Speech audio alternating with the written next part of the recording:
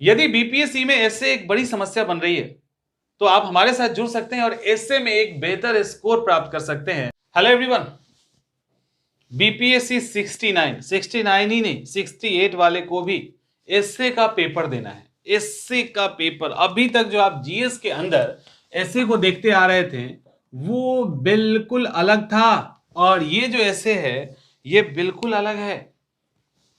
वहां पे आप कुछ भी लिखते थे, नंबर मिलता था, आप क्वालिफाई करके चले जाते थे। ये एसए का पेपर पूरे 300 नंबर का है, एक ऑप्शनल पेपर को कवर कर रहा है। जीएस के पेपर को कम नहीं किया गया, प्लस आपके सामने एसए का पेपर ला दिया गया ऑप्शनल की जगह, और दूसरी तरफ ऑप्शनल को भी छोड़ दिया गया, इवन पहले से ज्यादा मुश्किल बना दिया गया और उसको ऑब्जेक्टिव के रूप में क्वालिफाई कर दिया गया।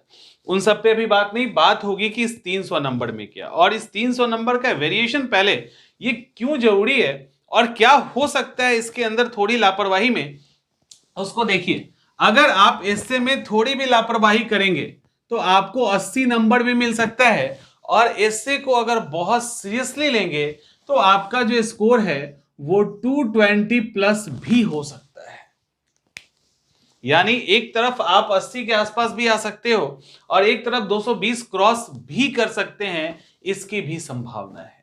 अब सवाल है कि जब इतना अंतर है तो ये आपको टॉपर्स बनाने में, ये आपको पर्टिकुलर जो आप चाहते हैं रैंक लेना, उस रैंक के लिए, या आप अगर बीपीएससी के अंदर सिलेक्शन लेना चाहते हैं तो इसका बहुत अहम रोल प्ले करना, ये बहुत अहम होगा।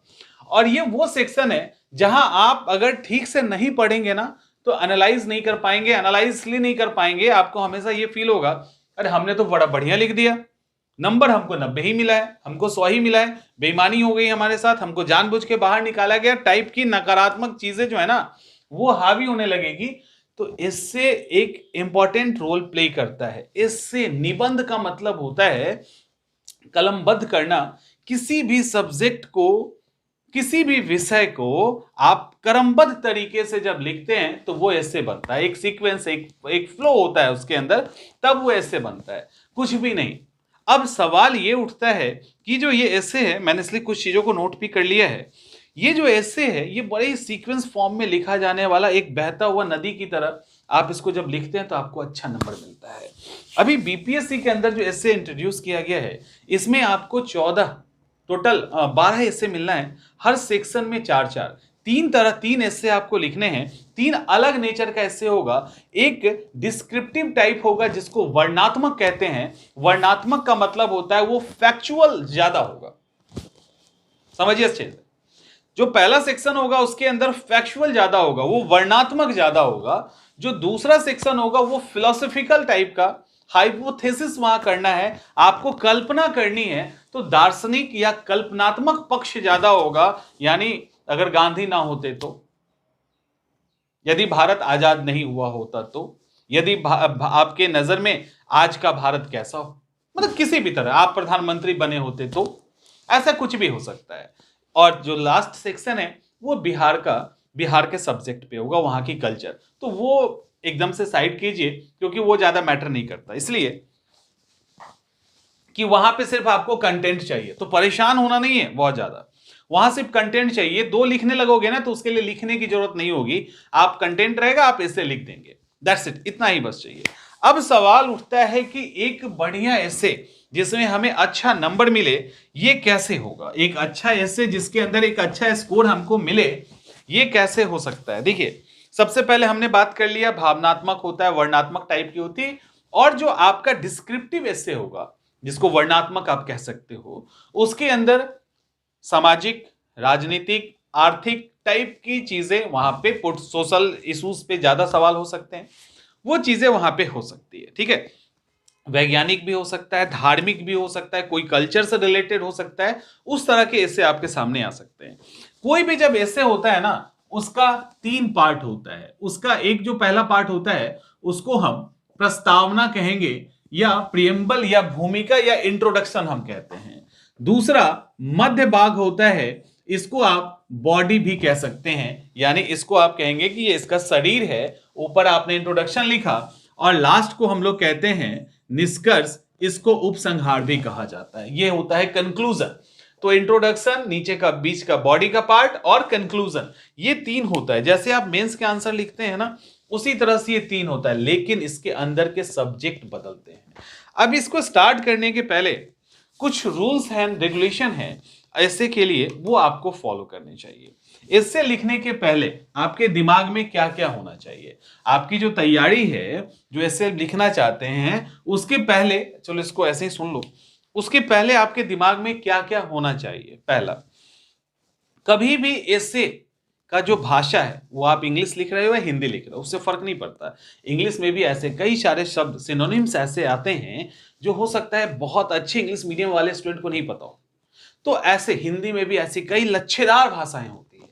तो सबसे पहले आपका जो लैंग्वेज है वो क्लियर होना चाहिए, सिंपल होना चाहिए, बहुत मुश्किल नहीं होना चाहिए। इसका मतलब एकदम नहीं कि एकदम जो गांव वाला लैंग्वेज है उसको हम पुट कर दे, वो भी नहीं, बट एक लैंग्वेज के अंदर सिंपलिसिटी होनी चाहिए, क्लियरिटी बहुत अधिक होनी चाहिए, नहीं, भाषा क्लियर, स्पष्ट और सिंपल होना चाहिए। उसके अलावा एक प्रॉपर सीक्वेंस फॉलो करे, यानी ऊपर हमने पढ़ा ना, तो उसका एक फ्लो हमें नीचे दिखे, जिसको कहते हैं एक लॉजिकल फ्लो। तो वो तार्किक फ्लो होना चाहिए, क्योंकि जितना अच्छा फ्लो में आपका कॉपी चेक करने वाले जो हैं, वो जितने अच्छे फ्लो में बहेंगे ना आपके हिस्से के साथ, या आपका हिस्से के साथ जितना अच्छा फ्लो में जाएगा, उतना अच्छा नंबर मिलेगा। यानी आप देखो, एक चीज, एक रूल याद रखिएगा, आपके 100 वर्ड में भी लिखा हुआ ऐसे कोई नहीं पढ़ना चाहता, हम खुद नहीं पढ़ना चाहेंगे। हम क्यों पढ़े आपका ऐसे?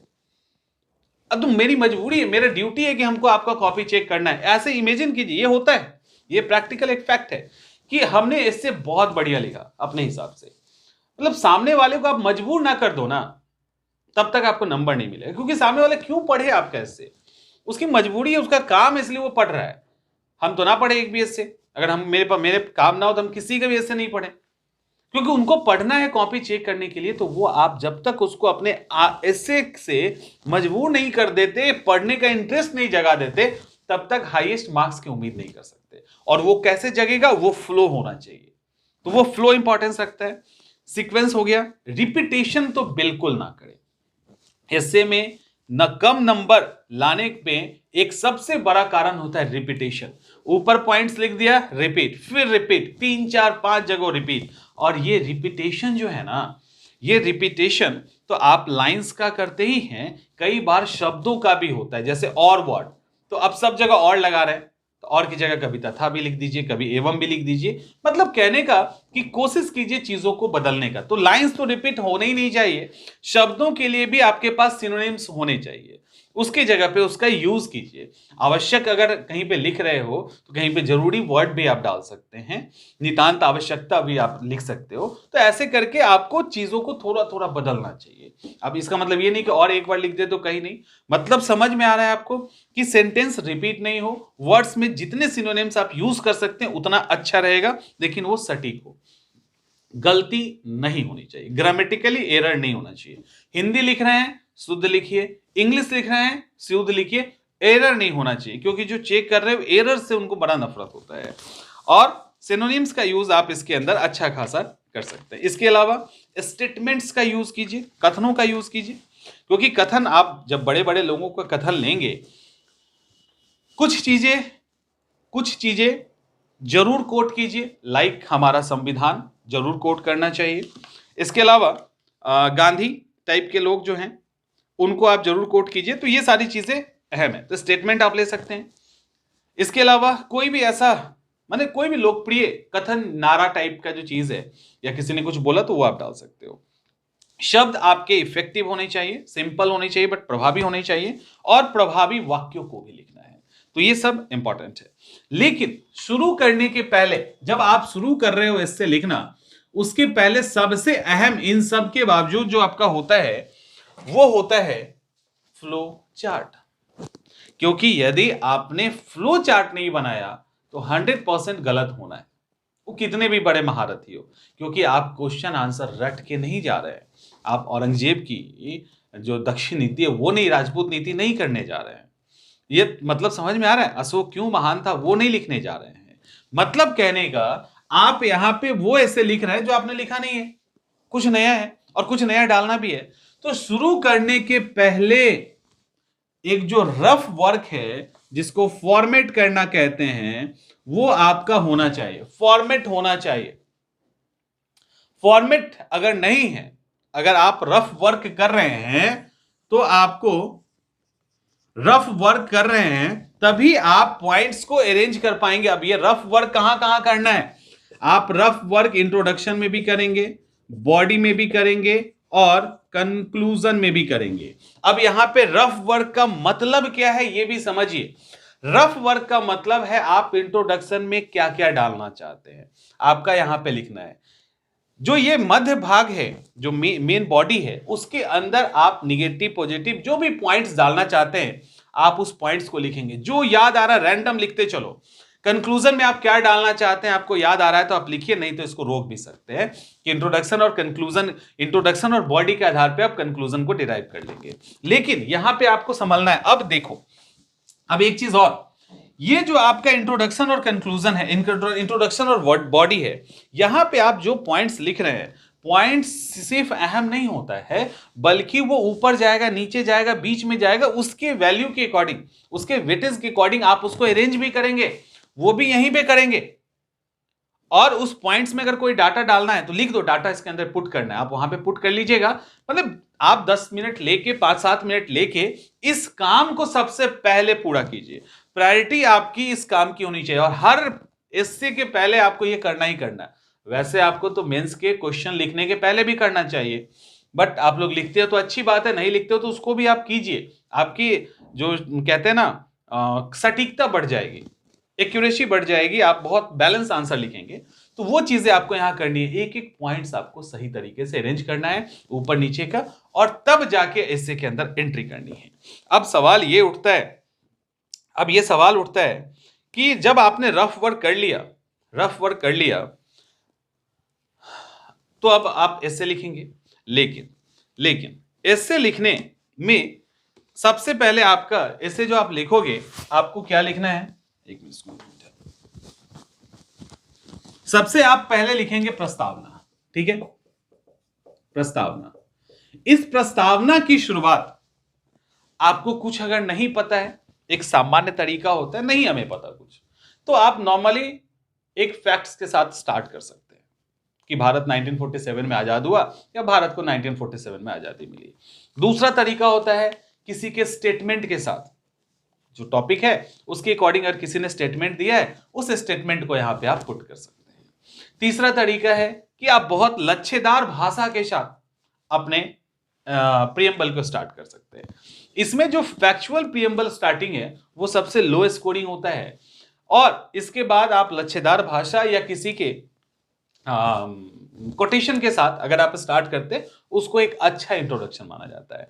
आपके इंट्रोडक्शन में क्या क्या होना चाहिए, आपके इंट्रोडक्शन में आपका इंटायर, आप जो चीजें लिखना चाहते हैं उसका एक झलक होना चाहिए। इंट्रोडक्शन जस्ट लाइक अ प्रियम्बल, ये एक प्रियम्बल होता है, प्रस्तावना। जैसे भारत के संविधान की प्रस्तावना को आप जब पढ़ते हैं तो कोई नहीं भी जानेगा ना, प्रियम्बल नहीं, संविधान नहीं भी पढ़ेगा, तो उसको पता चलेगा कितने प्रकार का जस्टिस मिला है, कितने प्रकार की यहाँ पे आजादी मिली है, किस किस तरह का यहाँ का गवर्नेंस है और किस तरह की डेमोक्रेसी है। ये सब कुछ यहाँ पे पता चल जाएगा प्रियम्बल से ही, नागरिकों को किस तरह की सुविधाएं मिली है। वही चीज इस प्रस्तावना में या भूमिका में दिखनी चाहिए। इट मीन्स कि ये एक क्रक्स होना चाहिए कि आप क्या लिखने जा रहे हैं, क्योंकि आपके जो चेक करने वाले, कॉपी जो चेक करते हैं ना एग्जामिनर, वो प्रस्तावना ही पढ़ते हैं। वो पढ़ लेंगे ना तो उसको समझ में आ जाएगा ये लड़का अप्रोच कैसे करने वाला है आगे, तो उसके अकॉर्डिंग उनको समझ में आएगा कि ये अच्छा ही लिखेगा या उतना बढ़िया नहीं लिखेगा। तो प्रियम्बल आपका बड़ा कसा हुआ और बहुत सॉलिड होना चाहिए। कोशिश कीजिए लच्छेदार भाषा, नहीं तो किसी के स्टेटमेंट से उसको स्टार्ट करने का, स्टेटमेंट का एक लिस्ट तैयार कर लीजिए। अब ये जब प्रियम्बल आपका हो जाएगा, तब आप नीचे के अंदर को आओगे, इसको कहते हैं मध्य भाग। यहां पे आपकी सारी कहानी स्टार्ट होती है। स्कोर यहीं पे आपको मिलता है या नहीं मिलता है। ये दो तरीके, यहां पे आपको पॉजिटिव भी लिखना है और यहां पे आपको निगेटिव भी लिखना है, यानी यहां सकारात्मक और नकारात्मक पक्ष कुछ भी हो। अगर गांधी के बारे में लिखना है, भारत देश के बारे में लिखना है, तो नकारात्मकता कम लिखेंगे। हमारे कोई कल्चर के बारे में लिखना है तो निगेटिविटी कम लिखेंगे। जैसे अभी होली आने वाला है ना, मान लो होली पे कुछ लिखना हो गया, ठीक है, हम लिख देंगे तो बड़ा अच्छा लिखेंगे होली ऐसा, लेकिन निगेटिव लिखेंगे ना कि होली में लोग कुछ ज्यादा ही नशा कर लेते हैं, कई बार उसके कारण मारपीट की नौबत आ जाती है, रंग में भंग टाइप की चीजें हो जाती है, अक्सर हाँ न्यूज़पेपर मीडिया में ये चीज सुनने को मिलता है, एक्सीडेंट हो जाता है, जान माल का नुकसान होता है, टाइप की निगेटिव एस्पेक्ट लिखेंगे। और कंक्लूजन में क्या लिखेंगे, इसी तरह से होली एक बहुत अच्छा फेस्टिवल है, हमें इसको अच्छे से मनाना चाहिए, लोगों के अंदर ये अवेयरनेस होना चाहिए कि इसको नशा या किसी और के कारण हम मतलब होली को एक मतलब एक खुशी के त्योहार की जगह पे गम का त्योहार में ना बदल दे, टाइप की चीजें हम कंक्लूड कर सकते हैं। लेकिन यहां पे क्या है, हमने पॉजिटिव तो हमें लिखना ही है, निगेटिव कम लिखना है, लेकिन लिखना है ना, समझ में आ रहा है, लिखना है। तो ये एक अहम बात है कि आपको निगेटिव भी लिखना है, समझ में आ रहा है। अब ये जो निगेटिव आपको लिखना है, हमारा निगेटिव लिखना है, तो यहां पे पॉजिटिव और निगेटिव, अब सवाल है कि आप इसको, आपको स्कोर अच्छा चाहिए ना, तो अब यहां पे कैसे लिखोगे, यहां पे क्या क्या होना चाहिए, आपको बढ़िया स्कोर चाहिए तो जहां कहीं मौका मिले, जैसे मौका मिले, जहां पे पॉइंट में आपको चीजें लिखनी है तुरंत पॉइंट में लिखिए, बढ़िया स्कोर मिलता है, समझ में आ रहा है। जैसे मैं आर्थिक सामाजिक राजनीति, उसके अंदर कोई भी ऐसा सेक्शन लगे ना कि पॉइंट्स में इसको हमको डील कर दे तो ज्यादा क्लियर तरीके से प्रेजेंट कर पाएंगे, पॉइंट में लिख दीजिए, अच्छा स्कोर मिलेगा। जो पॉइंट में लिखने लायक नहीं है उसको पैराग्राफ में लिखिए, कोई बात नहीं, पैराग्राफ, क्योंकि आपका एक इससे मिक्सचर होना चाहिए अलग अलग टाइप का, वैरायटी जो राइटिंग स्किल होता है ना उसका एक मिक्सचर होना चाहिए इससे। तो जहां लगे ना कि पॉइंट फॉर्म में हमको लिखना है, वहां पे जस्ट पॉइंट फॉर्म में लिखिए, नंबर अच्छा मिलेगा, ये लिख के रख लो। दूसरा, जहां आपको लगता है कि नहीं ये वाला पैराग्राफ में अच्छा से जाएगा तो उसको पैराग्राफ में लिखिए, तो पैराग्राफ में आपका गया। अब यहां पे आप कुछ फ्लो चार्ट बनाइए, कुछ अगर आपके पास डाटा है उसको दीजिए, कुछ टेबल है तो वो भी आप कोट कर सकते हैं। और ये वो सेक्शन है जहां पे अपने प्रियम्बल का यूज कीजिए, संविधान की बात कीजिए, गांधी की बात कीजिए, क्योंकि गांधी, संविधान, ऐसे कुछ ऐसे कैरेक्टर हैं जिन्होंने लगभग हर एस्पेक्ट पे कुछ ना कुछ बोला है, हमारे ऋषि मुनियों ने कुछ बोला है, हमारा वेद कुछ कह रहा है, तो ऐसा कुछ अगर सिचुएशन बनता है तो वो आप यहां पे जरूर कोट कीजिए। हाई स्कोर पाने का एक बड़ा मतलब बड़ा तरीका है ये कि अच्छा स्कोर आपको मिल जाएगा, उसके पीछे एक कारण है, वो अच्छा स्कोर क्यों मिलेगा उसके पीछे कारण है, वो कारण है ऑब्जेक्टिविटी, दैट इज वस्तुनिष्ठता। क्योंकि आपका ये जो पूरा ऐसे है ना, वो तो आप अपने अकॉर्डिंग लिख रहे हो, चेक करने वाला किस माइंडसेट के साथ चेक कर रहा पता नहीं, आप अपने हिसाब से लिख दिए, वो क्या कर रहा है, तो वो और आप कनेक्ट कैसे होंगे, वो और आपके कनेक्ट होने के बीच में ऑब्जेक्टिविटी जो वर्ड है ना, वस्तुनिष्ठता, वही एक शब्द है। ऑब्जेक्टिविटी का मतलब आपका जो फैक्चुअल पॉइंट है उसके फैक्चुअल पॉइंट से टकराएगा, तो उनको लगा अरे अच्छा ये लिखा है, अच्छा ये भी लिख दिया है, अच्छा वेद कभी कोट किया है, समझ में आ रहा है। तो वो जो ऑब्जेक्टिविटी टकराएगी आपके नहीं आपकी, तो ये जो ऑब्जेक्टिविटी आपकी उनसे टकराएगी, तो उस ऑब्जेक्टिविटी के टकराने के कारण वो आपके एसेस से कनेक्ट हो जाएंगे, और जैसे ही वो आपके एसेस से कनेक्ट हुए तब आप थोड़ा सा खराब भी लिखोगे ना तो आपका काम चल जाएगा, आप आराम से नंबर ले लेंगे, ठीक है। तो ऑब्जेक्टिविटी के लिए फ्लो चार्ट, पुराने कोटेशंस, किसी ने कुछ लिखा है, संविधान, ये सब एक डाइवर्सिटी क्रिएट करता है आपके ऐसे के अंदर, और वो कहां क्रिएट करोगे, मध्य भाग में ही ना। उसके बाद जैसा क्वेश्चन, यानी अगर सांप्रदायिकता पे लिखना है तो आप निगेटिव ज्यादा लिखेंगे, और अगर इंडियन कल्चर पे लिखना है तो आप पॉजिटिव ज्यादा लिखेंगे, लेकिन निगेटिव पॉजिटिव दोनों चलेगा, कोई कम होगा कोई अधिक होगा, तो वो एक नेचर तय करेगा किसका, ऐसे का, कि कौन सा निगेटिव होगा और कौन सा पॉजिटिव होगा। तो ये सारी चीजें आप यहां पे डालेंगे। जब कंक्लूड करेंगे जिसको निष्कर्ष कहते हैं, तो यहां पे आप इन दोनों के आधार पे आपने क्या लिखा है आपको कंक्लूड करना है। यहां दिक्कत हो तो फिर से एक रफ कर लीजिए कि हम ये पॉइंट डालेंगे, और कंक्लूजन में कहा जाता है कोई भी नया एस्पेक्ट मत डाल दीजिएगा कि वो नया खोल दे कुछ। हाँ, कंक्लूजन आपका हर हाल में सकारात्मक और एक नई दिशा दिखाने वाला होना चाहिए। आप यहां पे सरकार की किसी प्रोग्राम को, लोगों के द्वारा किए गए एफर्ट को, कोई ऐसा सराहनीय काम हुआ है या एक उम्मीद की किरण कहीं दिख रही है, उन सब चीजों को कोट करते हुए आप अपने एसे को कंप्लीट कर सकते हैं, कंप्लीट। लेकिन जो कंक्लूजन होगा हर हाल में पॉजिटिव ही होगा, नेगेटिव नहीं होगा, ठीक है। हर हाल में आपको सकारात्मक रखना है, इसको भी ठीक ठाक लिखना है। अब यहां पे सवाल है कि जब हमने ऐसे वैसे लिख लिया, अब सवाल है कि इसके अंदर और क्या क्या वो महत्वपूर्ण चीजें हैं जिस पे हमें ध्यान देनी है। ये तो आपने अपने एस्से को लिख लिया। देखिए बीपीएससी जो एस्से आपसे पूछ रही है तो हमने बता दिया, एक डिस्क्रिप्टिव है, फिलोसफिकल है और बिहार वाला है। अब एस्से जब आप लिख लोगे तो लिखने के बाद आप एस्से को पढ़ेंगे एक बार। इतना टाइम आपको रखना है कि लिखने के बाद आप उसको पढ़ेंगे। भाषा लैंग्वेज से संबंधित कोई त्रुटि है उसको आप ठीक करेंगे, अगर कोई सेंटेंस से रिलेटेड इशू है उसको ठीक करेंगे, लगता है कि बीच में एक सेंटेंस छूट गया है तो शॉर्ट करके आप लिख सकते हो। इतना चलता है ऐसे में, ठीक है, इतना ऐसे में चलता है। अब कुछ भी जोड़ना है आप वहां पे जोड़ सकते हैं, थोड़ा सा स्पेस लेके चलिएगा। इसके अलावा अब सवाल है कि कितने वर्ड में ऐसे लिखना है। तो ऐसे लिखने का सबसे अच्छा तरीका होता है जितना सवाल पूछा, जितने नंबर है ना उसके बराबर 10 वर्ड। 100 नंबर का है 1000 वर्ड, 200 नंबर का है 2000 वर्ड, 300 नंबर का है 30 नंबर का है 3000 वर्ड। तो अगर 100 नंबर का पूछा है तो आप इंटू 10 यानी एक नंबर बराबर 10 वर्ड, 3 वर्ड्स। तो उस हिसाब से अब इसमें ऐसे के अंदर 15% प्लस और माइनस यानी 15% ज्यादा कम भी लिख सकते हैं, चलेगा। बहुत कम भी लिखोगे तो नंबर नहीं मिलेगा, बहुत अधिक लिखेंगे तब भी नंबर नहीं मिलेगा। इससे एकदम कसा हुआ होना चाहिए, एकदम से ढीला नहीं पड़े, ये नहीं कि भटक गए अपने मुद्दे से, एकदम कसा हुआ ऐसे लिखना है और सीधा लिख के निकल जाना है, सीधा एंड कर देना है। एकदम प्रियम्बल से जो हम पकड़ेंगे ना उसको, इतना सब्जेक्ट के अकॉर्डिंग एकदम भटकते नहीं देना है और उसको कंक्लूजन पे लाके एंड करना है और निकल जाना है, इससे भटके नहीं, ये ध्यान रखना है। इसके अलावा फ्लो चार्ट ये सब आप बनाओगे, ऑब्जेक्टिविटी आपको एकदम से मिलानी है उनके साथ। अब वो कहां मिलानी है इससे के अकॉर्डिंग आपको वो पुट करना है। फैक्ट्स बहुत ज्यादा नहीं होना चाहिए, क्योंकि फैक्ट्स इसलिए बहुत ज्यादा नहीं होना चाहिए क्योंकि फैक्ट्स बहुत डाल दोगे ना तो वो इससे रहेगा नहीं। हाँ, उस फॉर्मेट में जहां जहां जरूरी हो वहां वहां फैक्ट्स डालेंगे, बस ये करना है। भाषा सरल, स्पष्ट, प्रभावी, ये सब कर दिया। अंडरलाइन जहां आपको जरूरत लगे आप अंडरलाइन कीजिए, बहुत अंडरलाइन, अब ये नहीं आपके हिसाब से सब अंडरलाइन ही ना हो जाए, जहां बहुत लगे कि नहीं ये हमें दिखा देना है उनको, हो सकता है उनके नजर से मिस कर जाए और यहां हमको नंबर मिल सकता है, अंडरलाइन, उसको आप अंडरलाइन करें।